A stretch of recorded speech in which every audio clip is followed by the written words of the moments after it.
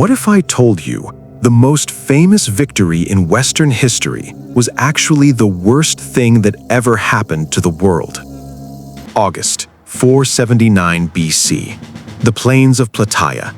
10,000 Spartans and their Greek allies stand in the suffocating summer heat, ready to crush the last Persian army in Europe.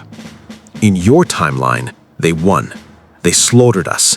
They sent the Persian Empire running, and in doing so, they gave birth to your world.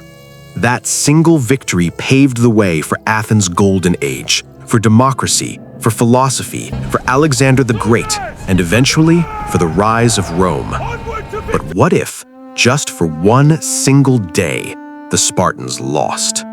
What if our general, Mardonius, didn't let his arrogance blind him? What if the Spartans broke in the mud and the Greek alliance was wiped off the face of the earth? Stick with me, because today I'm going to show you the dark alternate history where Persia wins at Plataea. I am going to show you the timeline where democracy dies in its cradle, where Western civilization is erased before it can even begin, and where the world you know today never exists. This is not a fantasy. This is how close your world came to never existing at all. I was there. My name is Arash. I carried a wicker shield and an ash spear for the god king Xerxes. We brought 80,000 men to that cursed valley.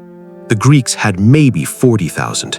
We had the numbers, we had the legendary immortals, and our archers could literally blot out the sun. We should have marched right over them. But the Spartans? Gods, those Spartans. They were not men. They were a grinding, soulless machine of muscle and metal. In your history books, they hold the line. In your history, our commander, Mardonius, grew impatient. He arrogantly charged their bronze wall, caught a jagged rock directly to the skull, and our entire army collapsed in panic. Greece stayed free. But the truth that your historians whisper is that the Greek victory hung by a single, frayed thread. It was a razor-thin miracle. Have you ever seen a man die of thirst inside a bronze oven? For weeks we had them trapped. The heat of the Greek summer was absolute murder. The air was thick with the smell of unwashed bodies and fear. We had unleashed our heavy cavalry to choke their only water source, the Gargathian spring. We didn't just take the water, we poisoned it. We slaughtered their water bearers and threw the rotting, bloated corpses of our horses directly into the pool. We turned their only salvation into a rotting swamp of disease. They were starving. They were dying of extreme dehydration. Men were collapsing inside their 80-pound armor, their lips cracked and bleeding, their eyes rolling back into their skulls. We could hear the Greek alliance fracturing in the dark.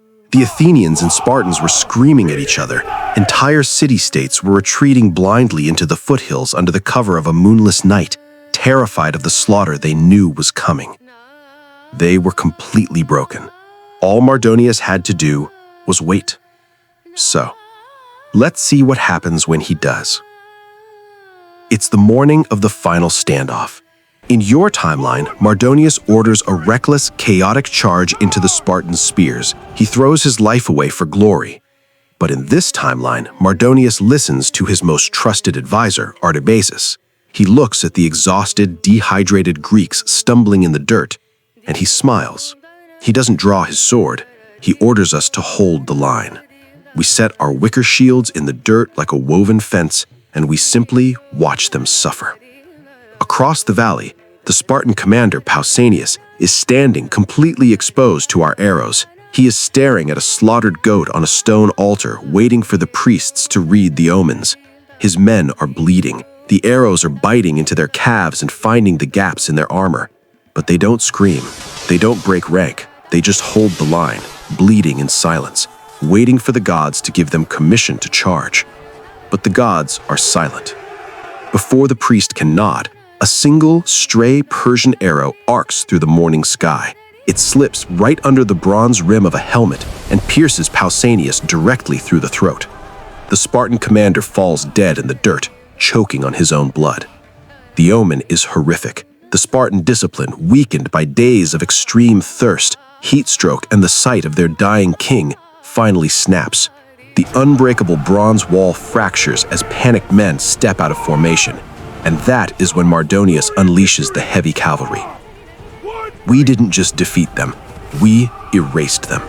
The immortal Spartan phalanx was trampled into the mud. By sunset, the Oppisus River ran thick like dark wine. The 10,000 Spartans were reduced to a few hundred broken, weeping survivors running blindly into the hills. We hunted them down with dogs. Athens fell 3 days later. We didn't just burn the Acropolis this time, we leveled it to the foundation stones, ensuring not a single marble column was left standing. And just like that, the great Greek experiment was over.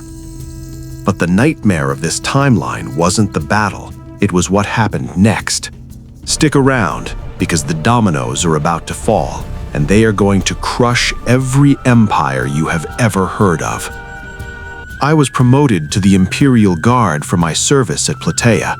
I spent the next 40 years watching the God King rewrite the earth. With Greece secured, there was no Delian League, no Athenian navy to challenge our ships. The Aegean Sea became a private Persian lake. You ask about the great Greek philosophers, Socrates, Plato, Aristotle? They never existed. The men who might have been their grandfathers were sold into slavery in the deep salt mines of Susa, their lungs rotting away in the dark. The few Greek thinkers who were allowed to live were forced to write in Persian, dedicating their lives to praising the great king. The very concept of democracy, the idea that a poor farmer had the same voice as a nobleman, was treated like a mental illness.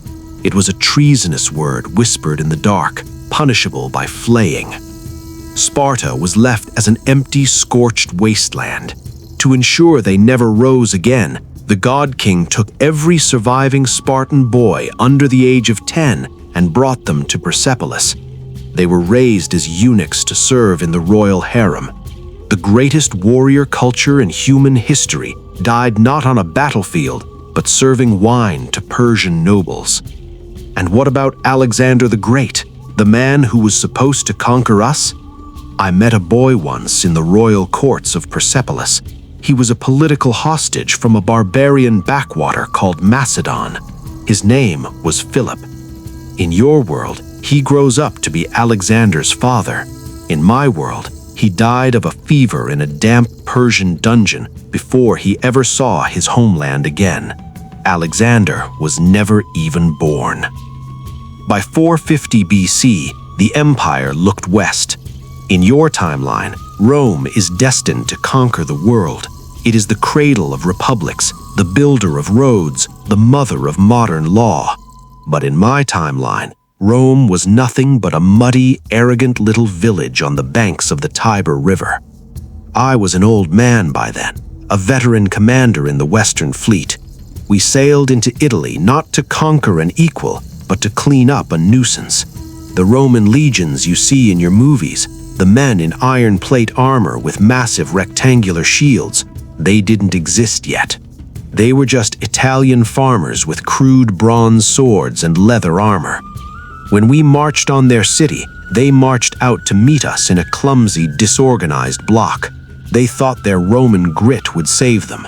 We crushed them in a single afternoon. Our immortals carved through their lines like a scythe through summer wheat.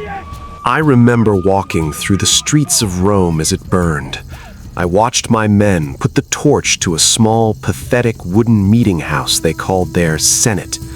I watched the ancestors of Julius Caesar and Augustus Caesar being marched away in iron chains to row Persian galleys until their hearts gave out. We gave the ashes of Rome to our allies, the Etruscans, as a reward for their loyalty. The Roman Empire was aborted before it could take its first breath. No Caesar crossing the Rubicon, no Colosseum filled with gladiators, no Roman roads shaping the map of Europe. The entire foundation of Western law and military strategy vanished in a puff of smoke over the Tiber River. I am an old man now, dictating this history to a Greek slave who doesn't even know the names of his own dead gods. And as I sit here, in the long, quiet peace of the Persian Empire, I can see the future we have built. It is a piece of iron. Without the competing, arguing, brilliant city-states of Greece, the world stagnates. The spark of fierce independence is gone. Science, mathematics, and medicine slow to a crawl, tightly controlled by the priests and the imperial bureaucracy in Persepolis. Innovation is feared because innovation brings disruption, and disruption brings rebellion. Religion changes completely. Zoroastrianism spreads across the European continent by the edge of a sword. The Vatican is never built. The Crusades never happen. The history of Europe becomes the history of Persian governors collecting taxes. There is no Renaissance. There is no Enlightenment in Europe because there are no ancient Greek or Roman texts for scholars to rediscover. The Industrial Revolution is delayed by over 1,000 years. Humanity might still reach the modern age. We might still split the atom and reach the moon, but we will do it under a different flag, with different gods, and a very, very different idea of freedom. If you look at a map of your world today, every border, every law, every freedom you take for granted is a ghost. The language you speak right now wouldn't exist. It would be a localized dialect of Old Persian. The United States Constitution, built entirely on the philosophies of the Roman Republic and Athenian democracy, would be an impossible alien concept. You would not be a citizen, you would be a subject. But that isn't what happened. Mardonius did charge, Pausanias did wait for the omens, the Spartans did hold the line. Against all odds, the Bronze Wall held and the Persian Empire broke like water against a rock. The Greeks saved themselves, and in doing so, they saved you. The next time someone tells you that history is a slow, inevitable march, or that one person cannot change the world, remember Plataea. Remember how fragile your reality actually is. One lucky spear thrust, one moment of arrogance, one shift in the wind, and the entire story of humanity is rewritten in the blood of the losers. If this dark timeline messed with your head as much as it messed with mine, drop a fire in the comments below. I want to know exactly which empire you want me to destroy next in this alternate history series.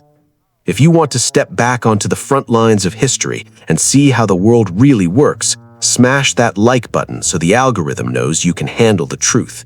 Subscribe to Echoes of History and hit the bell. Next week, we are looking east. We are asking the terrifying question, what if the Mongols never stopped at Baghdad? Thank you for surviving another chapter.